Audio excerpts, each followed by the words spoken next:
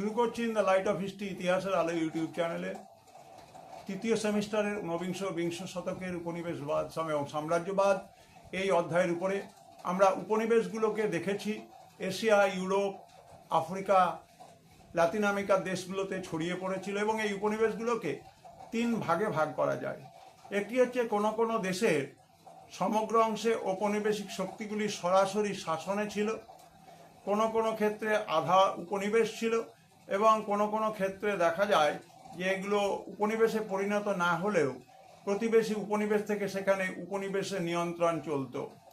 তাহলে প্রত্যক্ষ উপনিবেশ অর্থাৎ সরাসরি অধীনে থাকা উপনিবেশ দক্ষিণ এশিয়ার ভারত, ব্রহ্মদেশ, সিংহল, দক্ষিণ পূর্ব এশিয়ার ইন্দোনেশিয়া, মালয়, ইন্দোচীন, ফিলিপাইন্স এবং মধ্য এশিয়ার কাজাকিস্তান, উজবেকিস্তান, তুর্কমেনিস্তান এবং কিরগিজস্তান, এগুলি ছিল সরাসরি বা ডাইরেক্ট কলোনি। দ্বিতীয় হচ্ছে যে আধা উপনিবেশ সেমি কলোনি, চীন এবং সামদেশ বা থাইল্যান্ড।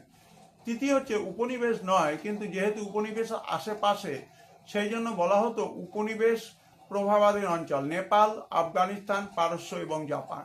এই হচ্ছে তিন ধরনের উপনিবেশের ক্লাসিফিকেশন এবং বিভিন্ন ধরনের ক্যাটাগরাইজেশন এবং তার অধীনে থাকা উপনিবেশ।